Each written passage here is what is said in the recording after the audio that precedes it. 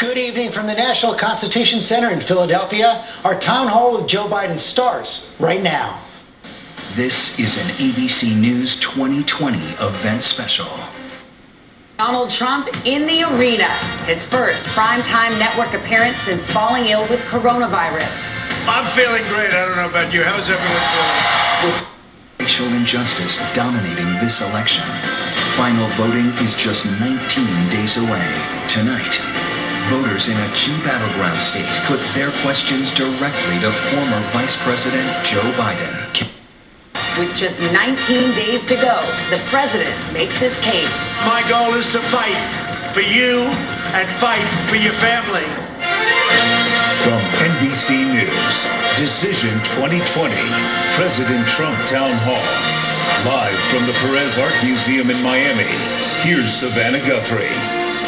Hi, everybody, and good evening. It's good to have you with us, and welcome to Miami and our town hall with President Donald Trump. And for President Trump, some are still undecided, and we're going to try to take questions from as many of them as we can tonight. And we're going to start with Nicholas Fedden. He's from Jenkintown, Pennsylvania. That's close to here in Philadelphia. The president then said he would not participate in a virtual debate. At that point, Joe Biden scheduled a town hall tonight in Pennsylvania on another network, and now the president is doing the same, his own town hall, with the same venue, format, and time as NBC's town hall with Joe Biden last week. So the two candidates go head-to-head tonight, though not face-to-face, each in a key battleground state. And tonight, the president will be taking questions from voters here in Miami. We should mention our social... Following the science have meant in terms of actual policy. And then, looking forward, what would your administration do in terms of following the science with real concrete policies that haven't been done by the current administration? Well, first of all, going back, the fact is that the president was informed how dangerous this virus was. 27. Thank you. Do you have any remaining symptoms from COVID? Nothing whatsoever. I'm great. I feel good.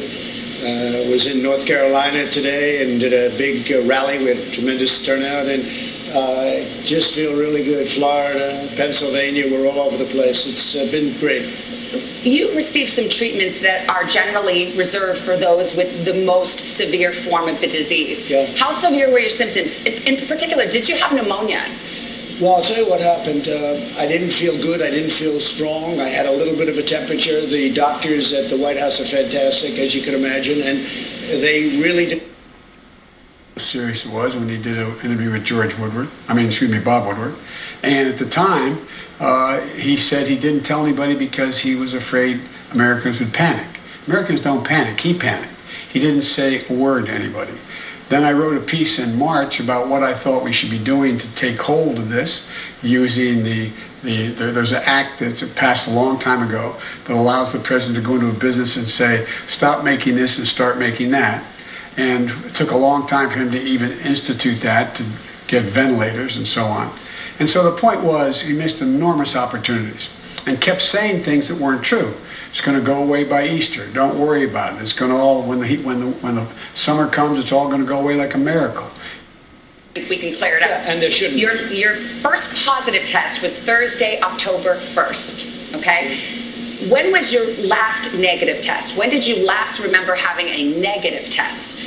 Well, I test quite a bit, and I can tell you that before the debate, which I thought was a very good debate, and I felt fantastically. I had no problem before. Did you test the day of the debate? I don't know. I don't even remember. I test all the time. But I can tell you this. After the debate, like I guess a day or so, I think it was Thursday evening, maybe even late Thursday evening, I tested positive. That's when I first found out about it. Back to the debate, because the debate commission's rules, it was the honor system, would be that you would come with a negative test. You say you don't know if you got a test on the day of the debate? I have no problem. Again, the doctors do it. I don't ask them. I test all the time, and did you take a test, though, on the day of the debate? You know, if you ask the doctor, they'll give you a perfect answer. But they take a test, and I leave, and I go about my business. Did you take a test on the day of the debate, I guess, is the bottom line? I probably did, and I took a test the day before and the day before, and I was always in great shape, and I was in great shape for the debate. Done because he kept worrying, in my view, about the stock market. He worried if he talked about how bad this could be unless we took these precautionary actions, then in fact the market would go down. And his barometer of success in the economy is the market.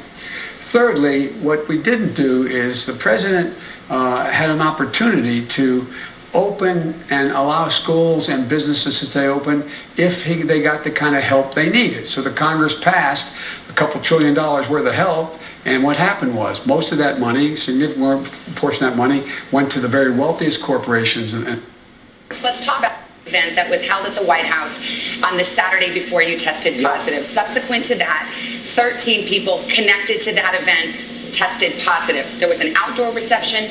You've seen the pictures. There was an indoor reception. People were not wearing masks. My question to you is, at this point in the pandemic, knowing what we know, shouldn't you have known better? Shouldn't the White House know better than to hold an event like that? Well, they do a lot of testing in the White House. They test everybody, including me, but they test everybody. And something happened, but as far as the mask is concerned, I'm good with masks. I'm okay with masks. I tell people wear masks. But just the other day, they came out with a statement that 85% of the people that wear masks catch it. So, you know, they didn't say that. I know that study. That's what I heard, and that's what I saw.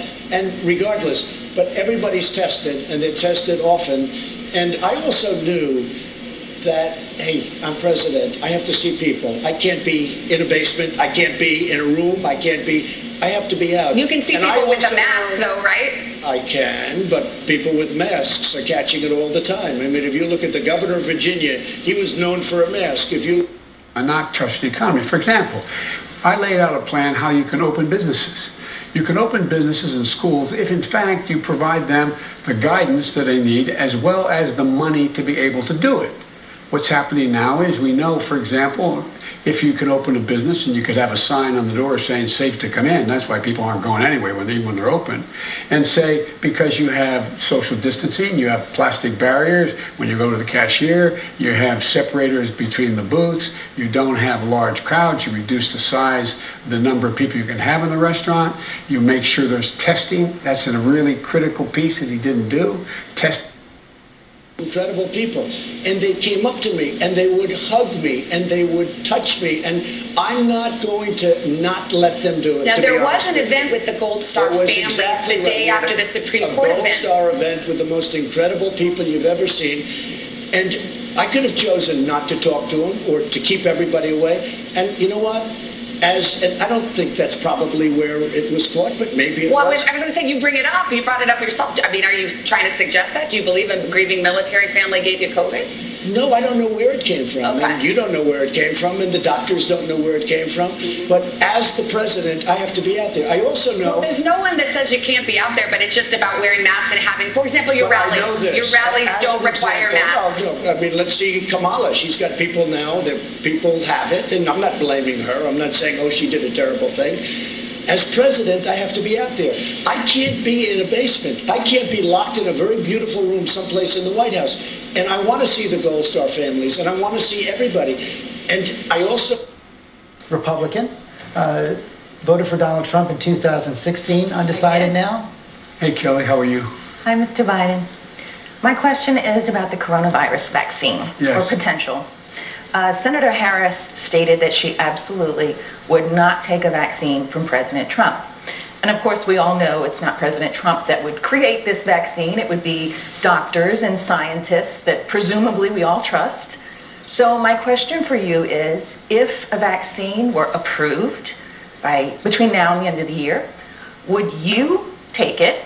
And if you were to become president, would you mandate that everyone has to take it? Two things. Number one, President Trump talks about things that just aren't accurate about everything from vaccines, we're going to have one right away, it's going to happen, and so on.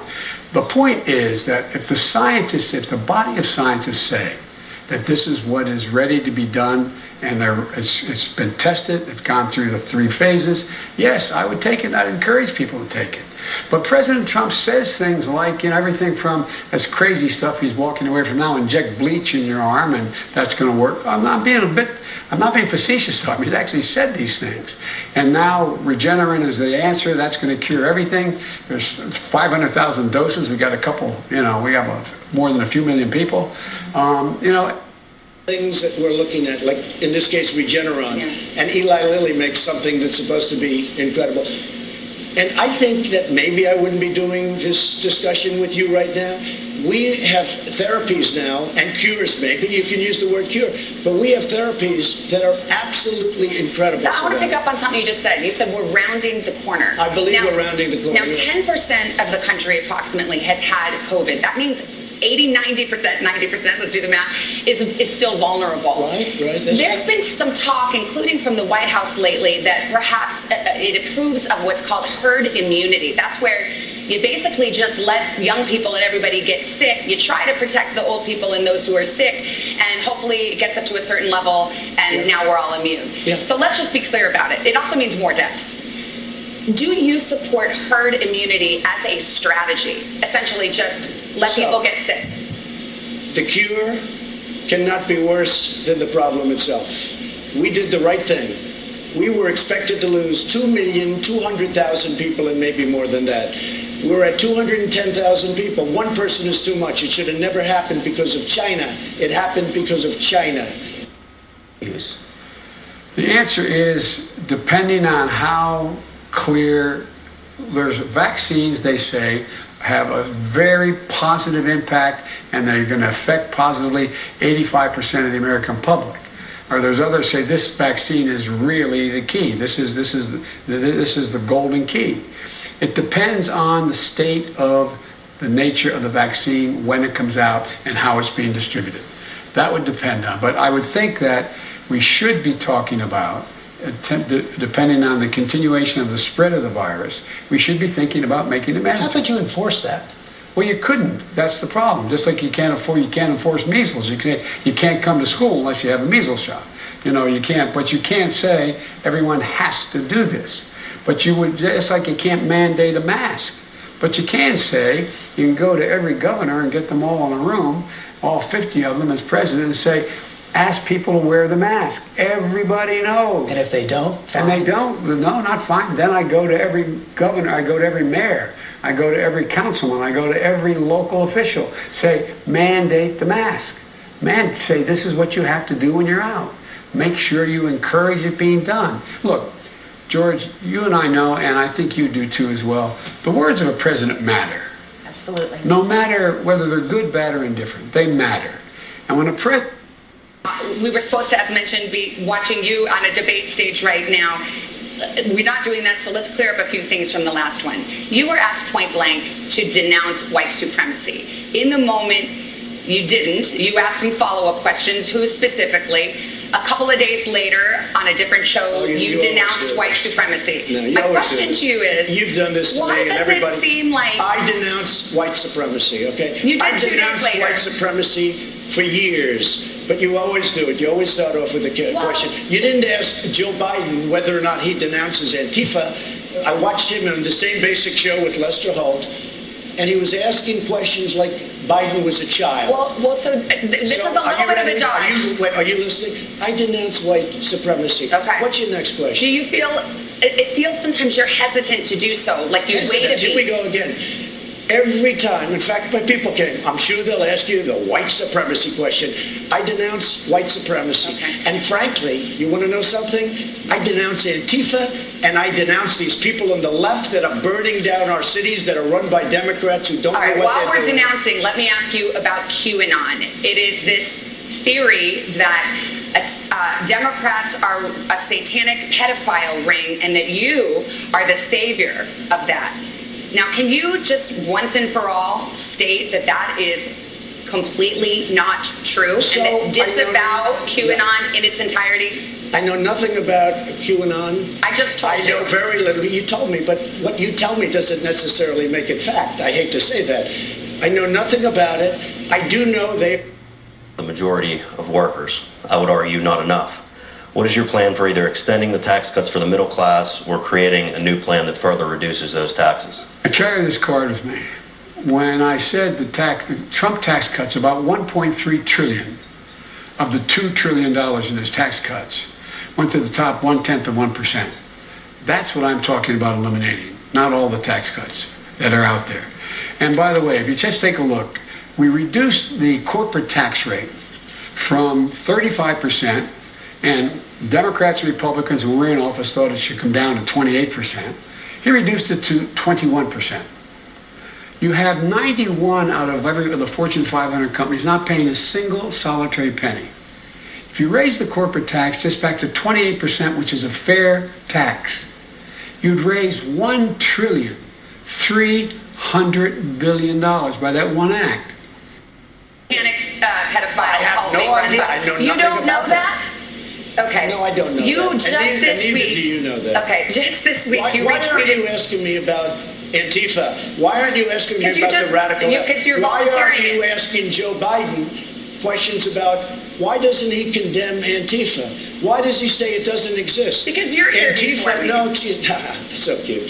Antifa exists. They're vicious, they're violent, they kill people, and they're burning down our cities. And they happen to be radical left. Just this week, you retweeted to your 87 million followers a conspiracy theory that Joe Biden orchestrated to have SEAL Team 6, the Navy SEAL Team 6, killed to cover up the fake death of bin Laden. Now, why would you send a lie like that to your followers? You retweeted That was a retweet. That was an opinion of somebody, and that was a retweet. I'll put it out there. People can decide for themselves. You're I don't the take a president. position. You're not like someone's crazy uncle who can just retweet whatever. That was a retweet, and I do a lot of retweets. And frankly, because the media is so fake and so corrupt, if I didn't have social media, I don't call it Twitter, I call it social media, I wouldn't be able to get the word out. And the word is false. And you know what the word is? The word is very simple. We're building our country stronger and better than it's ever been before. And that's what's happening. And everybody... Everything moves. Everything moves. Right now you got the opposite. You had last year, during this pandemic, you had the wealthiest billionaires in the world, in the nation. They made another $700 billion. $700 billion. He talks about a V-shaped recovery. It's a K-shaped recovery. If you're on the top, you're going to do very well. And the other thing and if you're in the bottom, or you're in the middle or the bottom, your income is coming down. You're not getting a raise. I don't know what you do. You may get a raise. I hope you're a billionaire. But all kidding aside, but it's about growing the economy.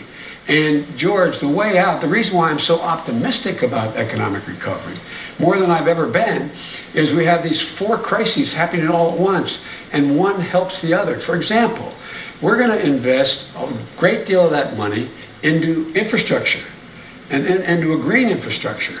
We're going to put 500,000 charging stations on new highways we're building and old highways we're building. We're going to own the electric market. You know as well as I do from your days, in the old days, where the president spends about $600 billion a year on government contracts. Everything from making sure they have aircraft carriers to automobile fleets for in the United States. Elected sitting president, and then they talk about, will you accept a peaceful transfer? And the answer is yes, I will.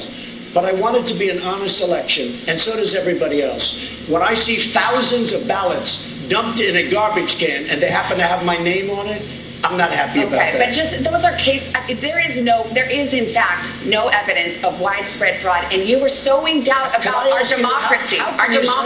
How can you say that? You do read newspapers. I do. You do watch the news. Yes, I know you read the news, but you watch it. I do. Because every day they're talking about ballots that are corrupt, that are fraudulent. And millions that are being processed right now. But you can win a race. Take a look at me. You can win a race by 1%. But why are you laying the groundwork for that right now? It's like if I go play tennis with my husband and I say my ankle's hurting right now. I don't want that to happen. Savannah, I want it to be clean. I really feel we're going to win. But I want this to be clean. But it's sort of ironic that you and them talk about the peaceful transfer when I spent 3.5 years fighting off these maniacs, and now it turns out, everything's there, that they were the ones that dealt with Russia. And it's too bad. But peaceful transfer, I absolutely want that. But ideally, I don't want to transfer because I want to win. Yes, and the United States, in order to form a more perfect union, establish justice, ensure domestic tranquility. Between y'all, you are leading Biden. She voted for Clinton in 2016. She's registered as an independent. Jacqueline, what's your question for the president? And hold the mic up close and take off your mic because it's hard to hear out here. Good evening. How are you? Welcome to Miami. Thank you very much. It's beautiful. Mr. President, if you knew COVID-19, as you told Bob Woodward in February... As what? As you told Bob Woodward in February was airborne and deadlier than the flu, why did you only put in place a travel ban from China and not put in place other measures mitigating the spread of COVID-19, potentially saving tens of thousands of American lives? Well, I did put it in very early, as you know. Joe Biden was 2 months behind me, and he called me xenophobic and racist and everything else because I put it in, and it turned out that I was 100% right. I also put it on Europe very early because I saw there was a lot of infection in Europe. And it's sort of an amazing question, and I appreciate the question and respect the question, but the news doesn't get out the right answer because I put on a travel ban far earlier than Dr. Fauci thought it was necessary, who I like, far earlier than the scientists. I was actually the only one that wanted to put it on, and I did it actually against the advice of a lot of people, including Nancy Pelosi, who had no clue what she was doing. At the end of January, when I put on the travel ban, Joe Biden and others said, "This is ridiculous. You don't do that." Well, Dr. Fauci said I saved thousands and thousands of lives. Did you? I was early. I was extremely early when I put on the travel ban. Can I ask you, did your national security advisor on January 28th in the Oval Office warn you that this would be the greatest national security risk of your administration? No, he didn't say it, or you don't remember? I read it someplace, maybe Woodward said it or something, but no, he did not say that. But I knew it was a big threat. At the same time, I don't want to panic this country. I don't want to go out and say, everybody's going to die, everybody's going to... Isn't there a middle ground? You don't have to mislead, but you can... No, there's not a middle ground. You have to be safe, you have to be vigilant, and you have to be smart. You're going to like this next couple of voters. It's a mom and a daughter. Good. Mom, Barbara, voted for you in 2016. She's leaning to vote for you again. Now, her daughter was too young to vote last time. She's going to vote for her first time in a presidential campaign, and she is leaning Biden. So imagine the dinner table at their house, okay? So, Barbara, why don't you go first and ask your question? Bienvenido a Miami. Thank you. Mr. Trump, as a frontline ER doctor working through the coronavirus pandemic, right.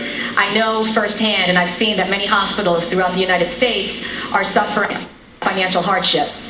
These economic effects are trickling down to the frontline workers. Right. We are being, across the country, frontline workers are being fired, they're being furloughed, our salaries are being cut. And this is also happening in other economic sectors as well, including the travel industry and hospitality. Right. My question to you is, how are you going to get the United States back on track, both in terms of the economy and the pandemic? So it's happening. We just set a record, 11.4 million jobs. We are going to have a phenomenal third quarter, which will be announced. Are back on ABC. Third day, where I think you're going to see a red wave. But we're going to have a tremendous announcement, I believe. I mean, we're going to find out. But GDP is going through the roof. Jobs, real estate, houses, so many things are happening. So people were saying we were going to have a 42% unemployment. Look, this was a thing that came into our country, and it happened more than 100 years ago, and it happened now. They were talking about a 42% unemployment rate. Who was talking about that? I heard 20%. It just came out at 7.8% unemployment, and people can't even believe it. Our economy is going to be, next year, if we don't have somebody that raises taxes and quadruples taxes, which they want to do and kills everything, our economy is going to be phenomenal next year. Question now from Cedric Humphrey. He's a student from Harrisburg, Pennsylvania, progressive Democrat. Don't jump, Cedric. You look like you're way up there. It'll be okay. Thank you, George. And good evening, former Vice President Biden. Many people believe that the true swing demographic in this election will be black voters under the age of 30. Not because they'll be voting for Trump, but because they won't vote at all. I myself have had this exact same conflict. So my question for you then is, besides you ain't black, what do you have to say to young black voters who see voting for you as further participation in a system that continually fails to protect them? Well, I say, first of all, as my buddy John Lewis said, it's a sacred opportunity, right to vote. You can make a difference. If young black women and men vote, you can determine the outcome of this election. Not a joke. You can do that. And the next question is, am I worthy of your vote? Can I earn your vote? And the answer is there's two things I think that I care, and I've demonstrated I care about my whole career. One is, in addition to dealing with a criminal justice system to make it fair and make it more decent, we have to be able to put black Americans in a position to be able to gain wealth, generate wealth. And so you look at what that entails. It entails everything from early education. That's why I'm supporting making sure that we in Title I schools, as you know, schools with the least tax base to be able to support their schools. I increased the funding for them from 15 to $45 billion. That allows every teacher in that school to make up to $60,000 and the problem now is they're leaving the schools. They're not there. We're short about 1.5 million teachers, 1.25 million teachers. Number two, every 3-, 4-, and 5-year-old will go to school, not daycare, school. And what all the great universities, including the one you've gone to, go to or went to, in fact talks about in the last 8 years, what's happened. What happens when you let them go to school, they make up rapidly whatever shortcoming they had in terms of their education prior to that. They have not heard as many words spoken, et cetera, et cetera. What happens is that the studies show that 58% will increase by 58% their chance of going all through 12 years of school and going through successfully. We'll also provide for the ability to bring in social workers and school psychologists. We have one school psychologist in America now for every 1,507 kids. It should be 1 to 500, not just in schools that are poor, but in all schools. Because we learned that, for example, drug abuse doesn't cause mental illness. Mental illness causes drug abuse, the failure to get hold of people and deal with their anxieties. In addition to that, I provide for $70 billion for HBCUs for them to be able to have the wherewithal to do what other universities can do because they don't have. We're on the same side. Let's take a break. We're going to get more questions right after this.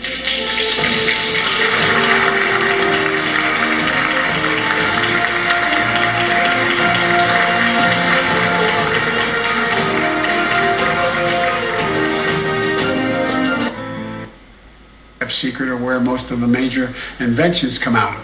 And so that school now will be able to produce young black women and men who are going to go into a field of the future that's burgeoning, cybersecurity. And that's what's going to help a great deal. In addition to that, if you're a young man about to graduate or you graduated from school and you want to own your first home, or well, it's awful hard to get the money, and depending on the background, what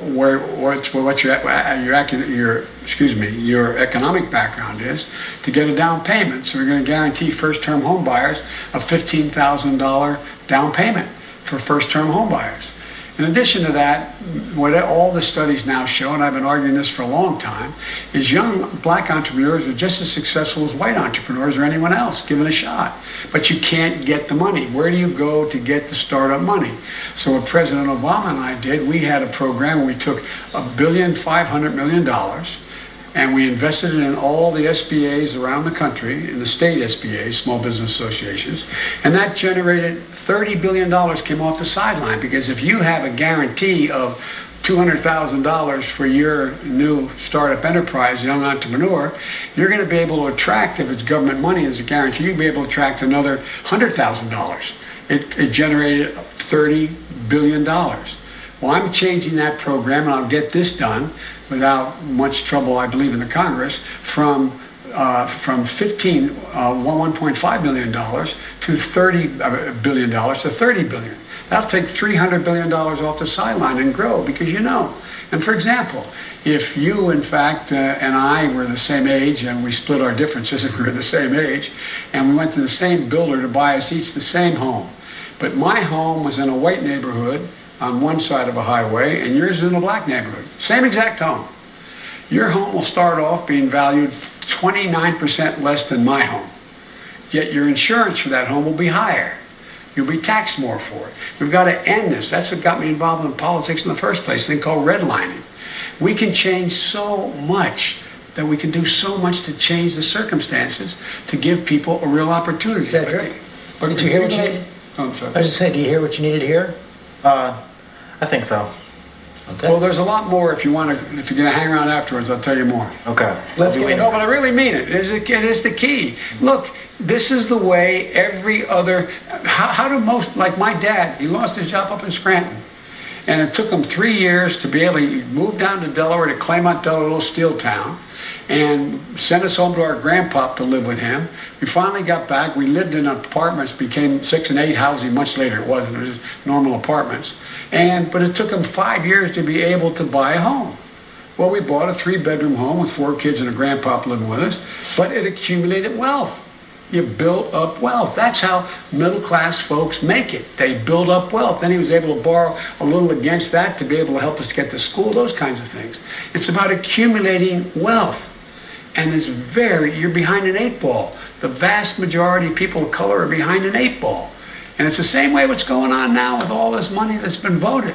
What's happened? You go to the bank, if you're a black businessman, and the president fired the only inspector general to oversee all this help coming from the Congress. And what happens? You go in and they say, do you have an account here? No. Do you have a credit card with this? No. Have you borrowed from us before? No.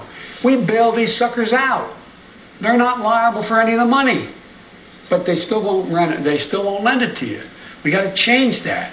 It's about accumulating wealth. Want to get another question in here from Angelica? And now you could actually say it's not Obamacare, because that's how big it was, where you had to pay a fortune for the privilege of not having to pay for bad health insurance. So we got rid of that. That was a big, big thing. And by doing that, and we will always have, by the way, we're always protecting people with pre-existing conditions, and I can't say that more strongly. But we've been able to bring health care costs way down. Now, I took over Obamacare, got rid of the individual mandate, made it good, managed it much better. Remember, they had the $5 billion website disaster and all of the problems they had. The problem with Obamacare, it's not good. We'd like to terminate it, and we want a much less expensive health care that's a much better health care, and that's where we're aiming. And if we can do that, and we have a very good chance of doing it, but we've also brought down the price of Obamacare. Problem with Obamacare, it basically is never going to be great. And I want to give great health care. Mr. President, I got to thank you very much. On the pre-existing conditions. This is such a big issue for voters. It is a big issue for me, too. In point of fact, your administration is about to go to the Supreme Court to argue to throw out the rest of Obamacare, which includes the protections for pre-existing conditions. That's right. So your administration is in court right now trying to get rid of that protection. In order to replace it with a much better health care at a much lower price, and always, under all circumstances, we are going to protect the Republicans. And I mean, maybe I changed the party a lot over the last 3 years, but we will protect people with pre-existing conditions. And Savannah, what I want to do, get rid of the terrible Obamacare. I've already done it to a large extent because, as you know, the individual mandate is gone. That was the worst part. You repealed, but you haven't replaced. Now, you've been in office almost 4 years. You had both houses of Congress, Senate and House, in Republican hands, and there is not a replacement yet. That's right. I'm sorry, but if you look, we had both houses, and what did we do? We got rid of the individual mandate. But that went through the legislature. The problem was repeal and replace. Look, we should be for the same crime. What I had done as chairman of the Judiciary Committee, took the 10 circuit courts of appeals, took some really brilliant lawyers working for me in judiciary. We did a study, and we determined what happens if, for the first, second, third offense, for any crime in the criminal justice system, at the federal level, if you're a black man, it's the first time you committed robbery. How long would you go to jail on average? If you're a white man, how long? Black man would go to jail on average 13 years, white man 2 years. I go down the list of every single crime. So we set up a sentencing commission. We didn't set the time. Every single solitary maximum was reduced in there. But what happened was, it became the same time for the same crime. So it said you have to serve between 1 and 3 years. It ended up becoming much lower. Black folks went to jail a lot less than they would have before, but it was a mistake. Let me ask another follow-up on the crime bill. It also funded 100,000 police back in 1994. You've often said that more cops clearly mean less crime. Do you still believe that? Yes, if in fact they're involved in community policing, not jump squads. For example, when we We should have a stimulus, and I want a stimulus. The Republicans will approve a stimulus. The problem is she doesn't want to do it because she thinks it's bad for her election. The fact is she's wrong because people know she's in our way. She's not approving it. She doesn't appreciate our people, and she doesn't appreciate at all our workers. Nancy Pelosi, we are ready to sign and pass stimulus, but she's got to... People do not love the back and forth of Washington, but this has been a roller coaster. Back in early October, you one day tweeted, no more negotiations until after Election Day. I'm walking away. Then I think the next couple of days you said maybe we can do something targeted. Then you said I want a big, big bill. But then Senate Republicans said, no, we're not for that. So you're the big deal maker. How come this is so, you yourself have changed positions? Did you ever hear of a word called negotiation? We're negotiating, okay? But people's lives are hanging in the balance. And you know who I'm negotiating against? Nancy Pelosi, because she doesn't want to give the money. We should have stimulus. This was not our people's fault. This was China's fault. And she's penalizing our people. I'm ready to sign a big, beautiful stimulus. You saw the other day, I say go big or go home, right? That's what I want it to be big. I want it to be bold. I want the money to go directly to the people. Are Senate Republicans with you? They're going to go big? They'll go. Big old number? They'll go. They're going to be very happy. So far they have not said they would. Because I haven't asked them to, because I can't get through Nancy Pelosi. Okay. If Nancy Pelosi and I, through my representatives or directly, I don't care, if we agree to something, the Republicans will agree to it. Okay. Our next question comes from... As made up of the black community and the brown community to sit down in the White House and over the next year come up with significant reforms that need to take place within communities. You have to bring them together. One of the things I've observed is, you know, the neighborhood I grew up in Claymont, you either became a cop, a firefighter, or a priest. I wasn't qualified much to do any one of them. But here's the deal, all kidding aside. Most cops don't like bad cops. Correct. They don't like it. Correct. And so what happens is they get intimidated into not reporting. So one of the things we do is there has to be transparency available. We have to be able to go in at the federal level, be able to go in and check out whether or not there's systematic problems within police departments. If in fact a cop needs to be tried, it's not the prosecutor in the community, in the district we're there. You got to go outside the community to get another prosecutor to come in and handle the crime. There's a lot of things we've learned. And it takes time, but we can do this. You can ban chokeholds, but beyond that, you have to teach people how to de-escalate circumstances. De-escalate. So instead of anybody coming at you and the first thing you do is shoot to kill, you shoot them in the leg. There's ways you have to do more background checks in terms of whether or not the person coming in passes certain psychological test. And the last thing I'll say, and I'm sorry but it's really, I think, really, really important, is you have to be in a position where you are able to identify the things that have to change. And one of the things that has to change is so many cops get called into circumstances where somebody is mentally off, like what happened not long ago with that guy with the knife.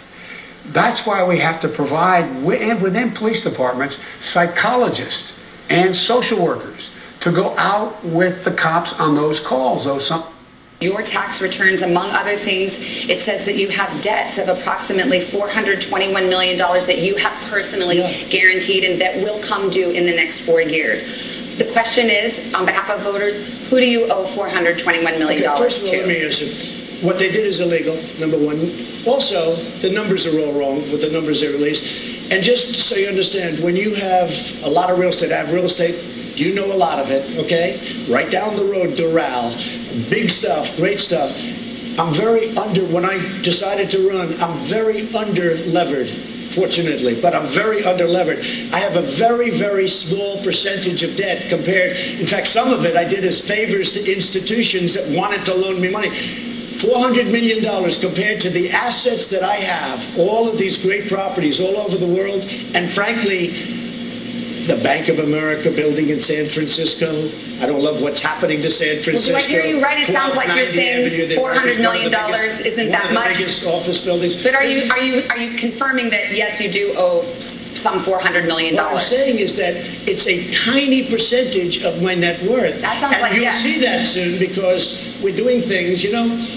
we've given, I think it's 108 or 112 pages of financial detail to elections, and, you know, we have to file as the president, as any politician, you have to file. Nobody ever looks at that. When they do, they see how incredible the company is, but more importantly, they see where this debt is. No, I don't owe Russia money. I don't owe, I owe a very, very small, it's called mortgages. Yeah. People have a house. Any foreign bank, any foreign entity? Not that I know of, but I will probably, because it's so easy to solve, and if you'd like to do, I will let you know who I owe whatever small amount of money. I want to say two things. Number one, it's a very small amount of money. Number two, it's very straight. It's very, very straight. But it's a tiny percentage of the worth. Did you ever hear the expression underlevered? Yeah. I am extremely underlevered. Here's the thing. Passion, grit, perseverance.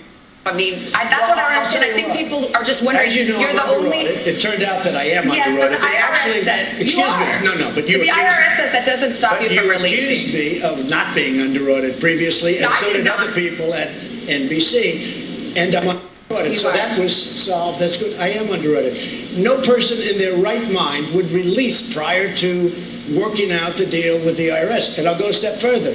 I'm treated very badly by the IRS. They treat me very, very badly. You have people in there from previous administrations. They treat me very badly. But we're under audit.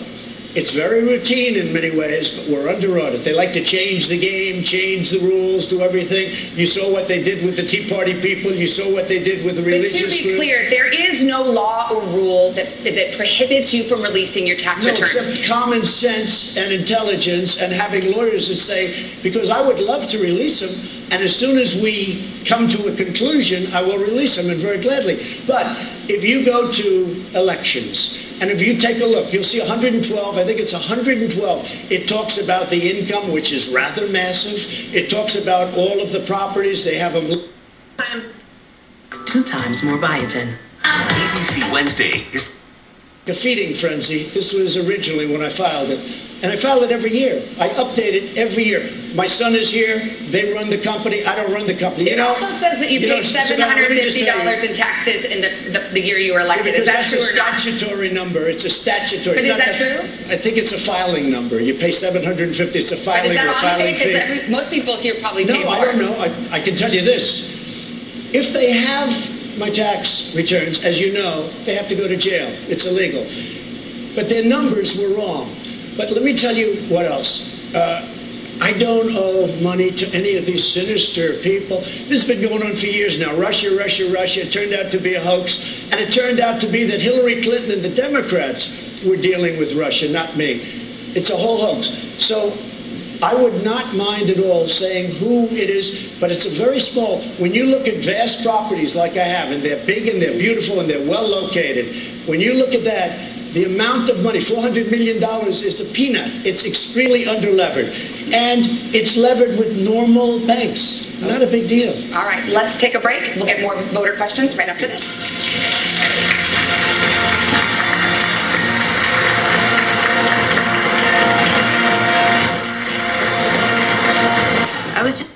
Weekend with highs for a lot of us, dropping down into the 40s. Josh Gad and music from the Foo Fighters. Jimmy Kimmel. Estimates, all in real time. And I wake up more, well... I'm black! I'm gay! We are so dead! I'm gay! Of the United States.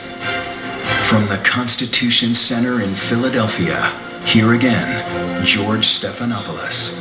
And the Supreme Court is our next topic. The questioner, Nathan Osborne of Philadelphia, Pennsylvania, Democrat. Hi, I'm George, Mr. Vice President. Hey, Nathan. Our country's first Supreme Court gave its first rulings just 2 blocks from here, from 1791 to 1800, and it's become more polarized since then. Merrick Garland didn't get a hearing for all of 2016, and Amy Coney Barrett's being pushed through at the last minute, even though millions have already voted. So what do you think about ideas from people like Pete Buttigieg and others to put in place safeguards that will help ensure more long-term balance and stability?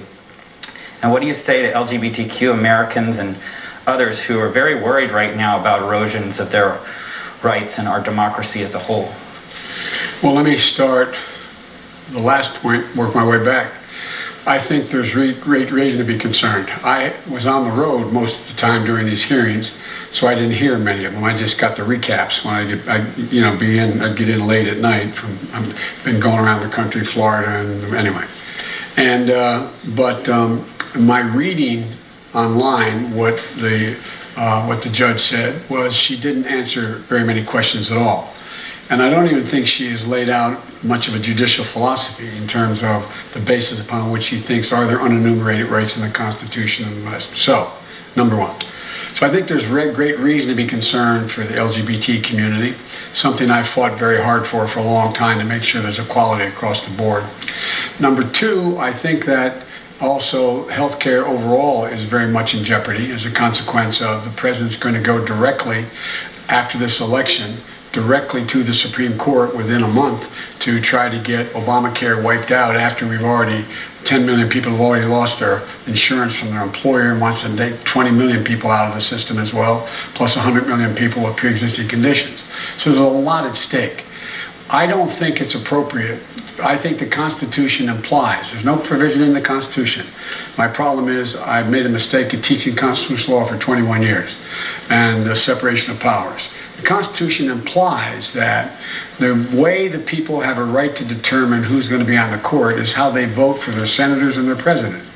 We seek the advice and consent of the Senate and the president's president for all 4 years, isn't he? No, he is. But once an election begins, by implication, it is inconsistent with the constitutional principles, in my view. You get disagreement among scholars on this. But I believe it's inconsistent when millions of people already voted to put someone on the court. I think it should have been held until this election is over, see what the makeup of the Senate is going to be. If the president wins this election, he should be able to. How about that question of expanding the court? We are live in Miami in the middle of a town hall with President Trump. Thank you again for being here. We've got another voter, Adam Schuker. He voted for Clinton in 2016. He's registered as a Democrat and says he's supporting Biden. Adam, take it away. Thank you, Savannah. Thank you, Mr. President. Thank you, Adam. 4 years ago, Senate leadership said it was inappropriate to push through a nominee in an election year. Yet they fast-tracked your nominee for the Supreme Court just today. The question I have for you is, what do you say to the voter that thinks it's hypocritical to act in that manner and that they can't trust Republicans' word? So when I was elected and when a president is elected, they're elected for a period of 4 years. And Justice Ginsburg said it best, I think talking about President Obama having to do with somebody else, that the president is put there for 4 years, not for 3 years. So during this fourth year, it happened to come up, unfortunately, because I had great respect for Justice Ginsburg, but a vacancy happened to come up, and we picked somebody that's outstanding. She has been an absolute star, and I'm extremely proud of it. But again, plenty of time. I mean, there's plenty of time. We're going to do it before the election, but we also have much time after the election, but there's no reason to wait, because it's almost unanimous, it seems to me, certainly within the Republican Party, and frankly, most of the Democrats within closed rooms. I guarantee you that this is an outstanding person, and I'm using my fourth term. And you know, if you look at it, and if you put the shoe on the other foot, if they had this, they would do it 100%. So there's been 29 times when this has happened. All 29 times a president has done exactly what I've done. Could I just, to the voters' point, I'll just say that in 2016 you were on another show, actually another morning show, and you were asked whether President Obama should nominate a Supreme Court Justice Merrick Garland, and you said, I think the Senate should wait until the next president and let the president pick. Now that was 8 months before the election. This is 3 weeks before the election. I have a lot of respect, by the way. So you have changed your position on this. I have a lot of respect for Judge Garland, I want to tell you that. But I'll tell you, the whole ball game changed when I saw the way they treated Justice Kavanaugh. I have never seen any human being, and I'm not just talking about Supreme Court, I have never seen a human being treated so badly with false accusations and they're proceeding. But don't voters have a right to know where you stand? They do have a right to know where I stand, and they'll have a right to know where I stand before they vote. So you'll come out with a clear position before Election Day? Yes, depending on how they handle this. But look, what you should do is you got to make sure you vote. And vote for a senator who, in fact, reflects your general view on constitutional interpretation. And vote for a president who is more in line with you. And if you oppose the position that I would not have appointed her, but if you oppose my position, vote for Trump. Vote for a Republican who shares that view. But that's your opportunity to get involved in lifetime appointments that presidents come and go. Justices stay and stay and stay. We have a question from a Republican, Andrew Lewis. I guess a disaffected Republican. You cast a writing vote for John Kasich in 2016. You're going to vote against President Trump this year. And John's writing in for me, by the way. I know that. Mr. Vice President, I'm sorry. Mr. Vice President, my father, Drew Lewis, served as Secretary of Transportation under President Ronald Reagan in his first term. Oh, yeah. I'll be darned. And some of his closest allies and friends were Democrats, including House Speaker Tip O'Neill and Senator Ted Kennedy. Sadly, today we have highly partisan and dysfunctional governance, and I believe President Trump is primarily responsible for creating this toxic environment. As president, how will you avoid the temptation to exact revenge and instead take the high road and attempt to restore bipartisanship, civility, and honor to our democracy? As written by a fellow who won the Pulitzer Prize for a book he wrote about the presidency, he said, you know, I doubt whether Biden is really Irish. He doesn't hold a grudge. In politics, grudges don't work. They make no sense. I really mean it. I have never, and the second point I'd make is, everybody talks about, yeah, Joe, when you were a senator and a chairman of foreign relations or chairman of judiciary, you got a lot of things done. You're able to cross the aisle, but the days are changed. When you're vice president, you got a lot done, but it can't happen anymore. It can. We got to change the nature of the way we deal with one another.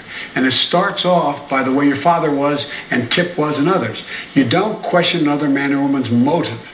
You can question their judgment, but not their motive. We badly need an infrastructure bill. Well, what happens? I stand up and I say, you know, we need an infrastructure bill, Senator, but I tell you what, you're in the pocket of the cement industry. But let's see what we can do. You can't get anywhere. Nothing happens.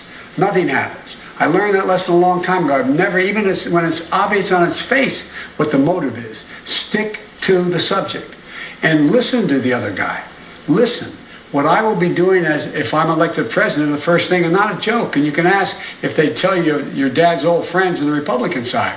I'm going to pick up the phone and call them and say, let's get together. We got to figure out how we're going to move forward here. Because there's so many things we really do agree on. And with Trump out of the way, the vindictiveness of a president going after Republicans who don't do exactly what he says gets taken away. There's going to be, I promise you, between 4 and 8 Republican senators are going to be willing to move on things where there's bipartisan consensus.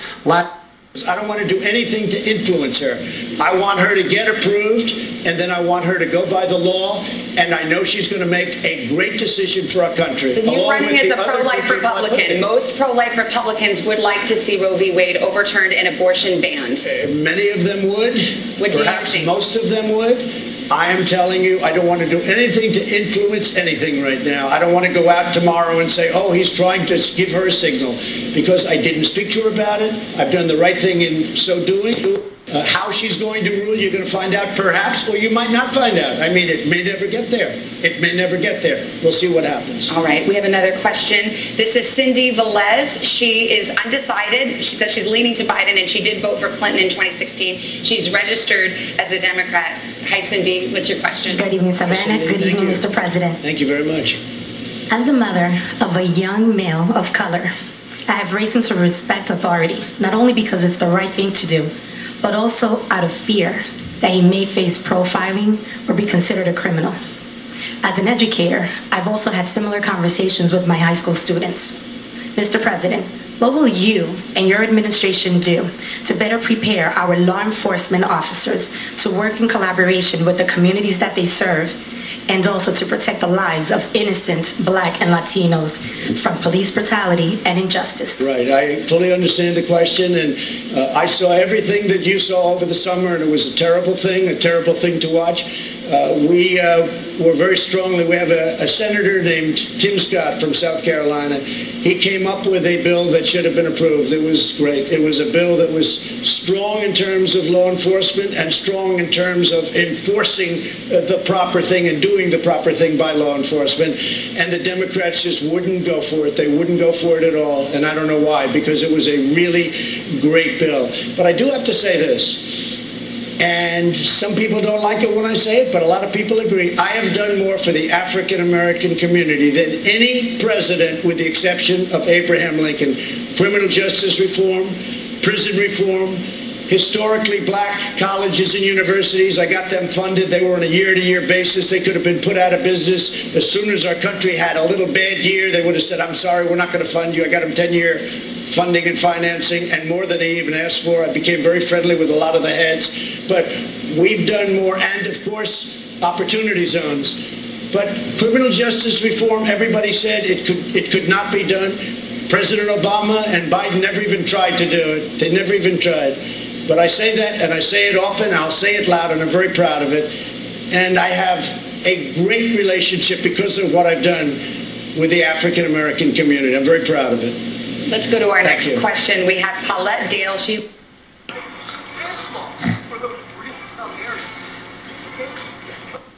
Good evening, Mr. President. Thank you very much. I have to say, you have a great smile. Thank you. Thank you. So, he does. You're so handsome when you smile. Okay. As the daughter of immigrants to the United States who fled Eastern Europe due to religious persecution, right. The United States immigration policies are very personal for me. Right. Surveys show that most Americans and the majority of Republicans support the Dreamers program. So my question for you, Mr. President, is if you are elected to a second term, do you expect to pursue your previous efforts to cut the DACA program? Yeah. Why or why not? And the DACA is somewhat different than Dreamers. You understand that, and you understand it better than anybody probably in this room. Where do you come from, by the way, originally? My grandparents were from Russia and Poland. That's very good. Okay. So we are going to take care of DACA. We're going to take care of Dreamer. It's working right now. We're negotiating different aspects of immigration and immigration law. We built now over 400 miles of border wall, southern border. Mexico is working very closely with us. We have the strongest border we've ever had. We want people to go bond. Very hard on the DACA program, and you will be, I think, very happy over the course of the next year. Thank you. Because I feel the same way as you do about it. Thank you, Mr. President. Thank you very much. Mr. President, in point of fact, the DACA program, there are, under your administration, no new applicants are allowed. And in fact, the DACA recipients now have to renew every year as opposed to every 2 years. So in fact, the DACA program has been curtailed by your administration. Well, what happened is because of the pandemic, much changed on the immigration front. Mexico is heavily infected, as you know, and we've made it very, very difficult to come in because of the pandemic and other reasons, and crime. But we have a very strong border right now, and we have to keep it that way. But we want people to come into our country, but they have to come in through a merit system, and they have to come in legally. And people are very, very happy with it. You haven't heard any complaints about that. But what happened is because of the pandemic, we have to be extra cautious. You have been promising this immigration bill since, well, at least July, when you told my colleague on Telemundo it was coming, but nothing's come yet. It's very happy. The fact is, we got rid of catch and release, which is a disaster.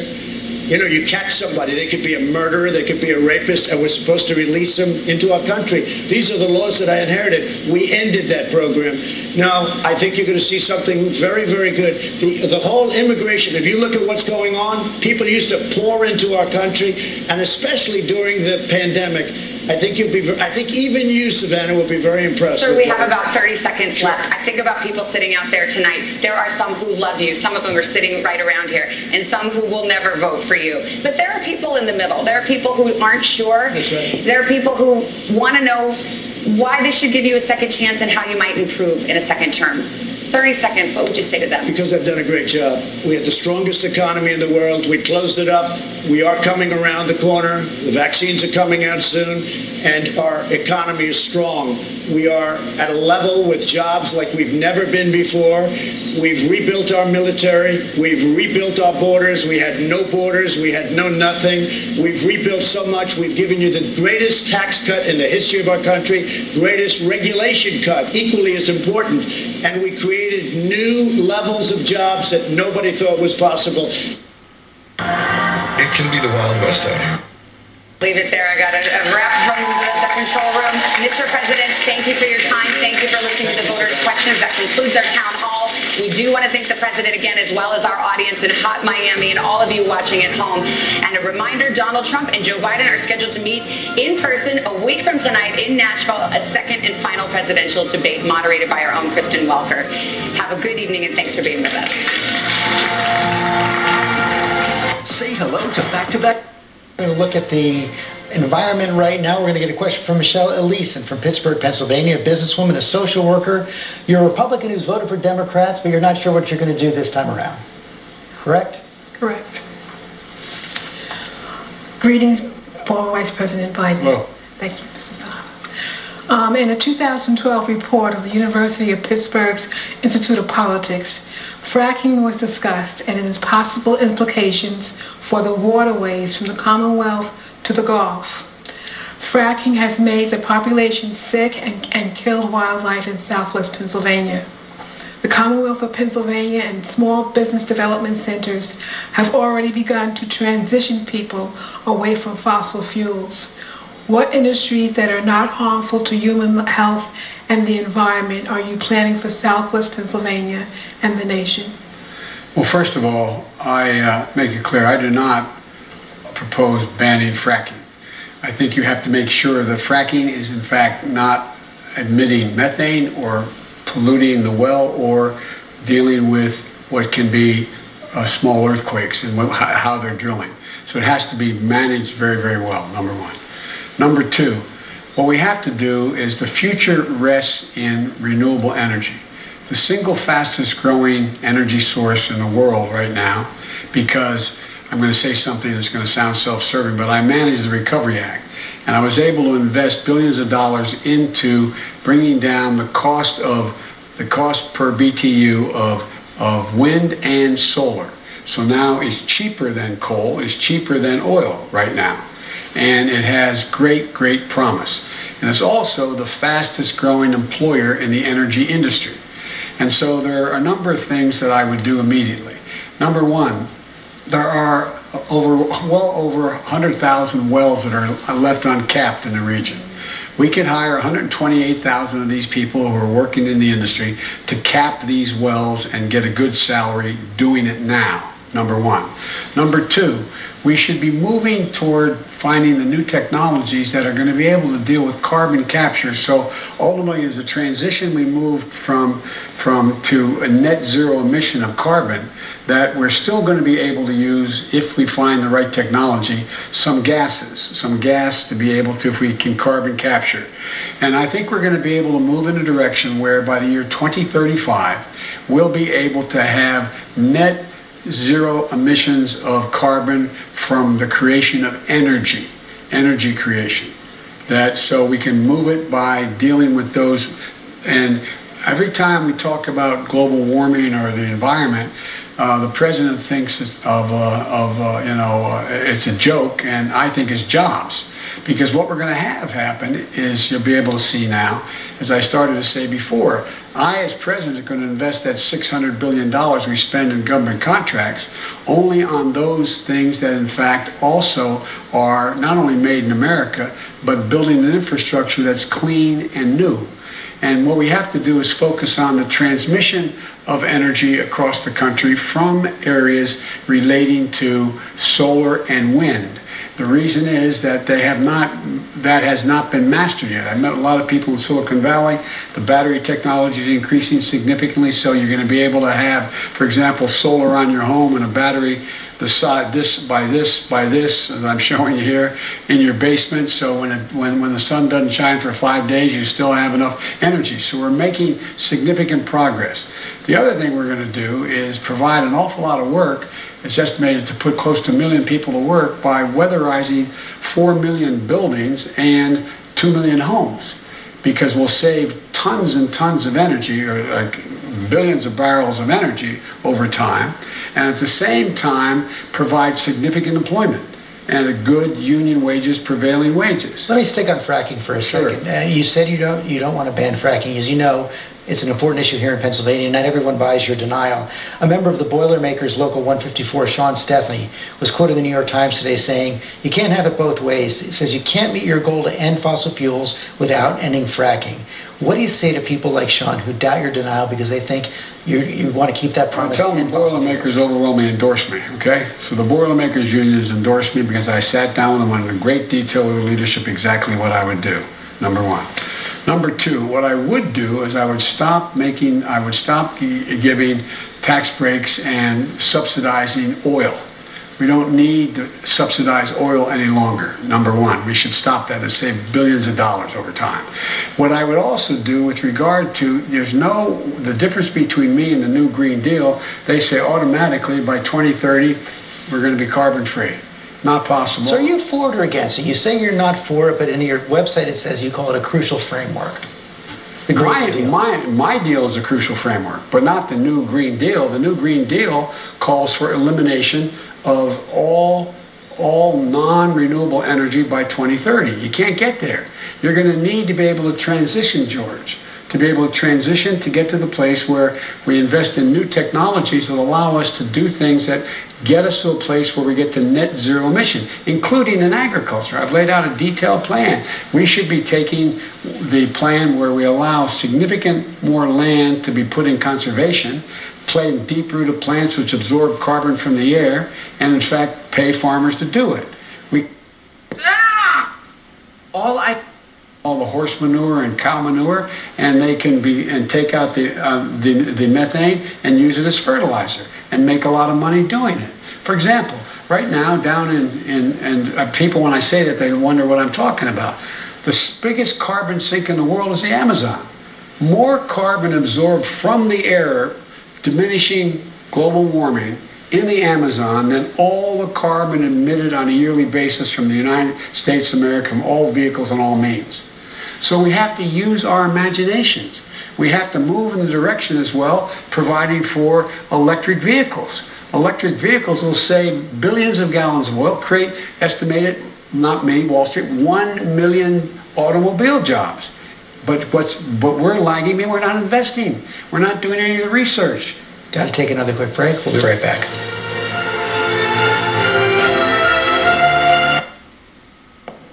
Which one you want me to talk about? Proud Boys? I don't really know him. David Duke. David Duke, who? I don't know him. I don't know the guy. You know, I don't know where you grew up, but that was a very common device in Queens, where we grew up, you know? Where were you the other night? Were you with Lewis? Lou, I don't know Lewis. I don't know. You know, it's like I heard that on the street corner like 100 times when somebody was riding someone else's bicycle. He has to know who QAnon is. So what did that situation speak to you? Why would he feign ignorance of an obvious? And Chris, I think that might be the headline of the night. I mean, obviously the president knows what QAnon is. There are QAnon supporters who go to his rallies all the time. I go to his rallies and we see the QAnon supporters who are there. They put out those catchphrases to one another as they're walking into these rally venues and so on. And so when Savannah Guthrie tried to press the president on QAnon and would he disavow it, she gave him multiple opportunities. He had chance after chance after chance to do it, to denounce QAnon, and he simply did not do it, and here's how that played out. Let me ask you about QAnon. It is this theory that Democrats are a satanic pedophile ring and that you are the savior of that. Now, can you just once and for all state that that is completely not true and disavow QAnon in its entirety? I know nothing about QAnon. I just told you. I know very little. You told me, but what you tell me doesn't necessarily make it fact. I hate to say that. I know nothing about it. I do know they are very much against pedophilia. They fight it very hard, but I know nothing about it. They believe it is a satanic cult run by the deep state. Let me just tell you, what I do hear about it is they are very strongly against pedophilia, and I agree with that. I mean, I do agree with that, and I agree with it. But there's not a satanic pedophile cult being run by. I know you nothing don't know about that? Okay. No, I don't know that. You just this week. Neither do you know that. Okay. So the president says he doesn't know anything about QAnon, and then he says, well, he thinks it's about pedophilia. It can't be both of those things, Chris. And finally, you were talking about this retweet that he put out there earlier over the last 24 hours, lending credence to this crazy conspiracy theory that Osama bin Laden is still alive. When you're president of the United States, you simply don't do that. You don't retweet crazy conspiracy theory tweets. And so it's sort of, I think that encapsulated the night for me, Chris, because it felt like tonight was 1 hour of 4 years of the Trump presidency, lies, conspiracies, and nonsense. Expected way more from the oldest bachelorette. Sick. The Bachelorette Mute. Special legal protections not afforded to traditional media outlets once they editorialize or once they decide to edit and decide what the content is going to be or what their approval is based on political opinion.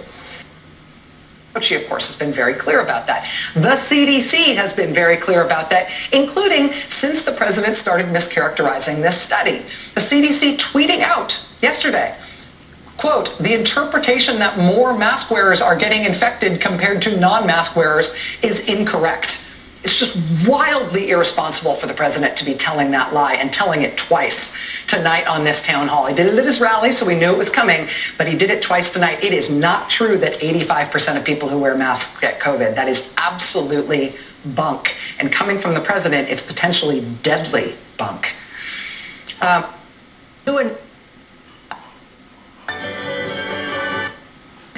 choose my sanity over the conspiracies that pretend that people who are in power who don't necessarily like the president are part of pedophilia rings. I mean, and it goes on and on and on from there. So, yes, he knows. Yes, he is familiar with it. Yes, he retweets QAnon-related conspiracy ideas. And the fact that Savannah wouldn't let it go, you know what? Good for her, because he rarely gets, as you mentioned earlier, tough questions other than, it doesn't really do interviews other than what you called state TV. Yeah, and look, again, we've been in this situation, both of us, many times. You know, you want to move on, you want to spread the ball, you want to get into people. You can't do it with Trump because you will wind up allowing him to end on a deception. Michelle's worried about money. Ben. Vice President. Good to be back home. I'm from Pennsylvania. Yes, I know. Scranton, right? Yep. So, peace is breaking out all over the world. Our troops are coming home. Serbia is talking to Kosovo. And the Arabs and Israelis are talking peace, which I believe is a modern-day miracle, what's going on. Does President Trump's foreign policy deserve some credit? A little, but not a whole lot. We find ourselves in a position where we're more isolated in the world than we've ever been. Our allies are our goal alone, America first has made America alone. You have Iran closer to having enough nuclear material to build a bomb. North Korea has more bombs and missiles available to it. We find ourselves where our NATO allies are publicly saying they can't count on us. We're in a situation as well where in the Far East we find ourselves in the Western Pacific where we're isolated as well. You have Japan and South Korea at odds with one another. China is making moves. So I would say we find ourselves less secure than we've been. I do compliment the president on the deal with Israel recently, but if you take a look, we're not very well trusted around the world. When 17 major nations of the world were asked who they trust more, who's the better leader, and the president came in behind both the international survey, both behind Putin as well as Xi. And look what Putin's doing. You know, you have Americans, bounties on American military's heads in Afghanistan. They have more people there now, by the way, than when we left in Afghanistan. And we find ourselves in a situation where he spoke to Putin 6 times, hadn't said a word to him. And NATO is on the risk of beginning to crack because they doubt our concern, whether we're there. You see what's happening in everything from Belarus to Poland to Hungary, and the rise of totalitarian regimes in the world, and as well as this president embraces all the thugs in the world. I mean, he's best friends with the leader of North Korea, sending love letters.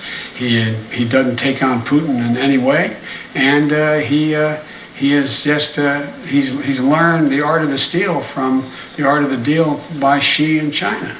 So I would respectfully suggest, no, there is no plan, no coherent plan for foreign policy. You know, we've always ruled, we've been most effective as a world. Existing conditions. This is something, again, that Savannah Guthrie did call him on directly. The president, his administration right now has a case before the Supreme Court in which they are asking the Supreme Court to strike down the rule under Obamacare that requires insurance companies to give you coverage even if you've got pre-existing conditions. That's a fact. The president is lying about it, saying he's protecting people with pre-existing conditions.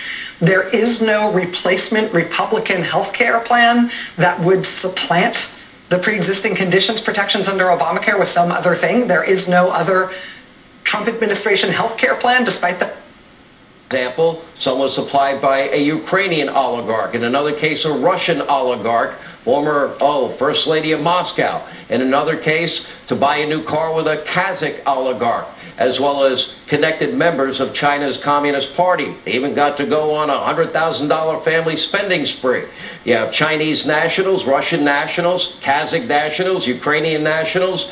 Why would all of these uber-wealthy, well-connected foreign nationals be given zero experience Hunter billions of dollars? Don't forget, $1.5 billion deal with the Bank of China with no experience. GMA, Hunter said, well, lives and rights of LGBTQ people are protected under U.S. law. Well, flat out just change the law. Eliminate those executive orders, number one. You may recall, I'm the guy who said, I was raised by a man who, I remember I was being dropped off. My dad was a high school educated, well-read man who was a really decent guy, and I was being dropped off to get an application in the center of our city, Wilmington, Delaware, the corporate capital of the world at the time.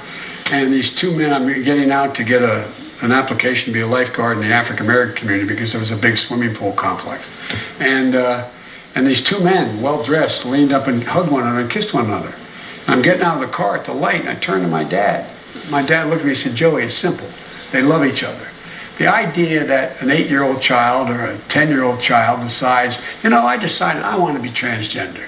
That's what I think I'd like to be. It'll make my life a lot easier. There should be zero discrimination.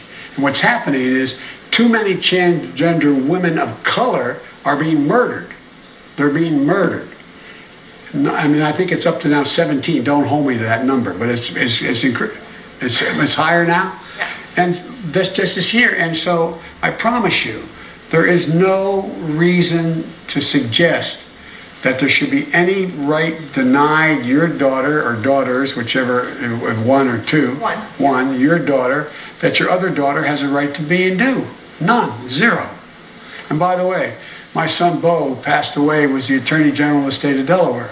He was the guy who got the first transgender law passed in the state of Delaware, and because of a young man who became a woman who worked for him in the Attorney General's office. We've got one more segment coming up. Thank you. And I'm proud of that.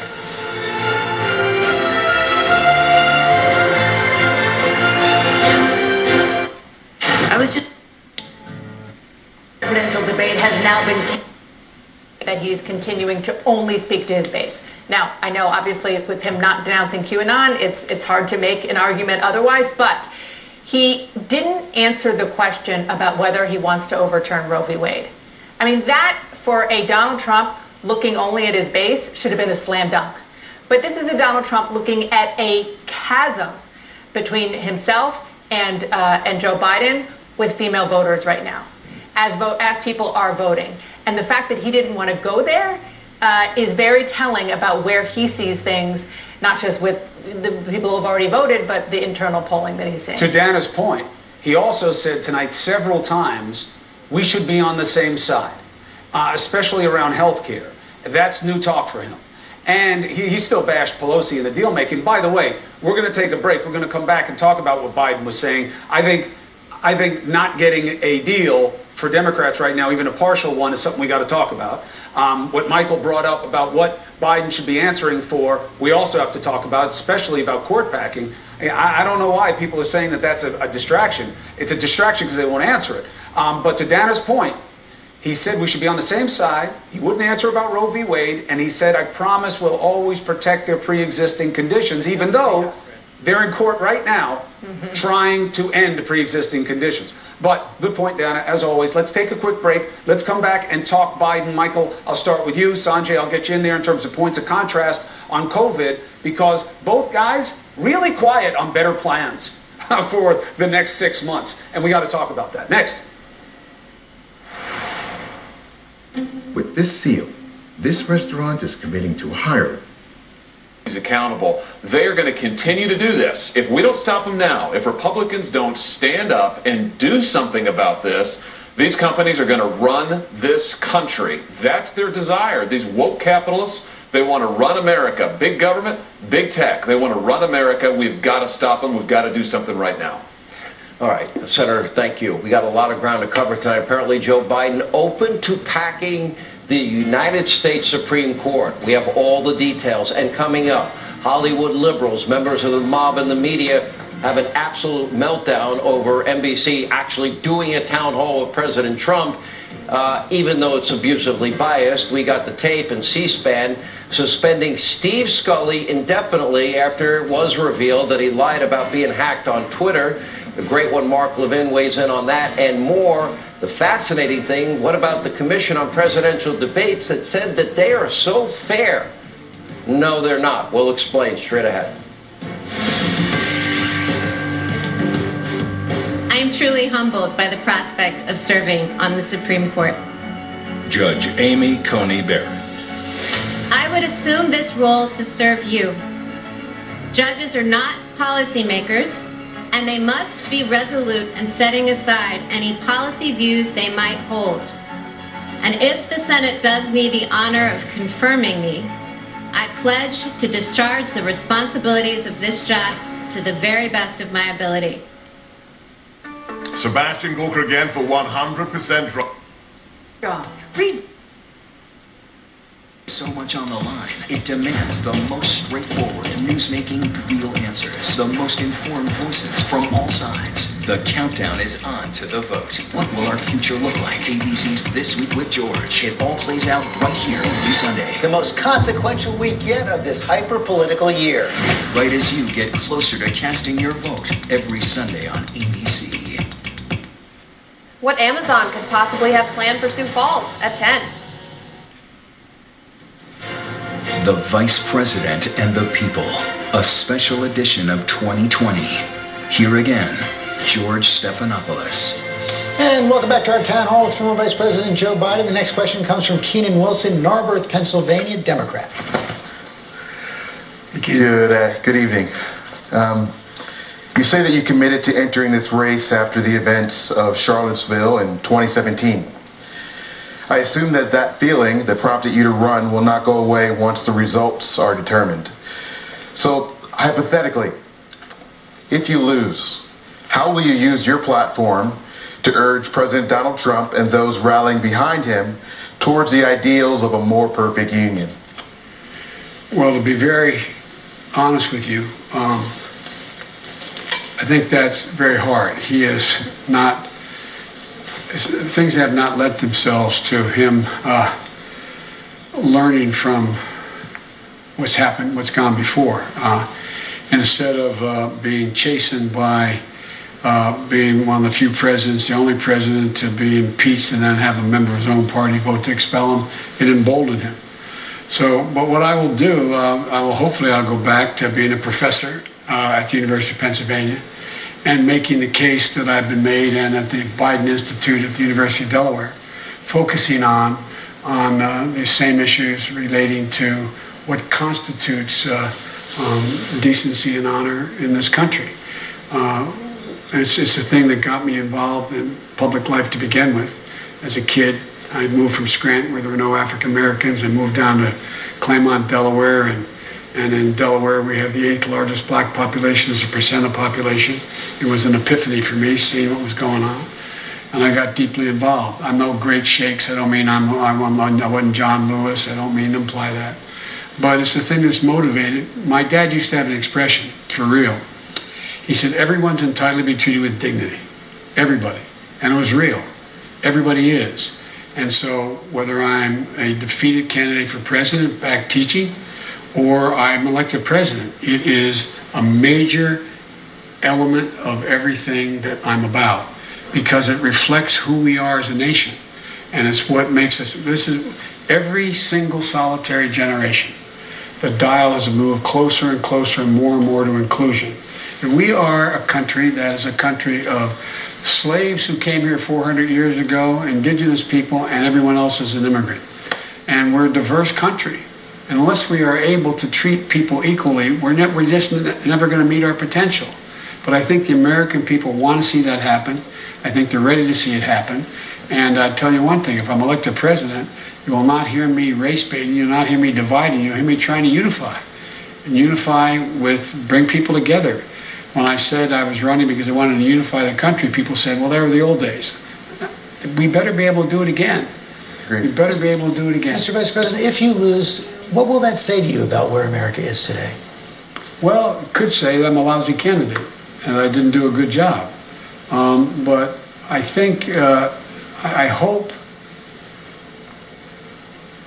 that it doesn't say that we are as racially, ethnically, and religiously at odds with one another as it appears the president wants us to be. Jailed for minor drug offenses. Biden was asked if that was a mistake. He said yes. His campaign is saying that he was referring to the 1986 crime bill, not the 1994 crime bill. So that's something that will need to be sorted out. But this is a very heavily policy-focused town hall. You know, Biden didn't really spend that much time going after President Trump directly. Instead, he is laying out what his agenda is, really offering this contrast without the president even being on that stage. Chris? Arlette, thank you very much. No question. Joe Biden says things where he makes mistakes at a minimum. The good news for him is they're getting called out by a complete gaffe machine in our current president, President Trump. Let's bring back the panel here. Now, Michael, we have unfinished business. And Billion Chrysler Jeep Dodge Ram or billion is committing to higher levels of cleanliness. So what's going on? I'm a talking dog. I should never own a...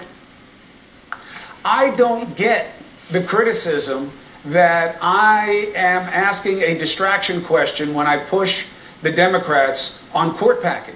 Their whole pitch is that they will be more straight than Trump is. That answer that he just gave, I don't even understand. I don't know. I'm not in favor of it. I got to see what happens here. The people deserve to know my position, and I'll let them know before the election.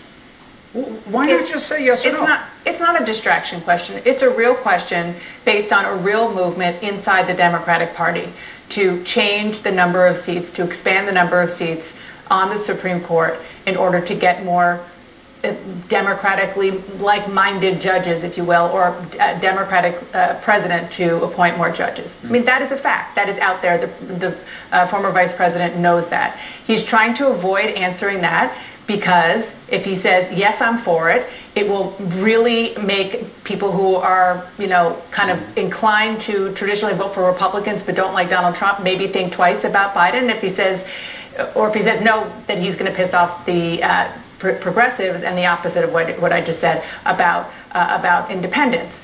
But the thing is that when he says, I'm going to wait until before Election Day, as David Chalian reminds us every day, Election Day is right now in many states. Millions of people have voted, so that's not going to cut it with them. That answer is Trumpery by definition. That has nothing to do with Trump's name. Look it up. It's a real word. Michael, but isn't this an example of why Trump screwed up and should have been on the stage with Biden?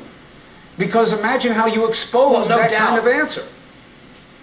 no doubt it would have been in the president's best interest and the country's best interest to see them together. The idea that America is clicking back and forth tonight, I think, is sad. Look, that answer from the vice president is illogical because it could apply, that standard could apply to any hot button issue. Yes. Oh, if I answer you, that's going to become the issue. Well, that's the nature of public service. But the bigger point is this. It's all in keeping with the Hippocratic oath nature of the vice president's campaign. They're comfortably ahead, and all they want to do is no harm from now until the election. I knew the minute that Trump turned down the virtual debate opportunity that the vice president would fill his dance card and not be on the same stage with him because they want to limit any exposure they have and just ride this out.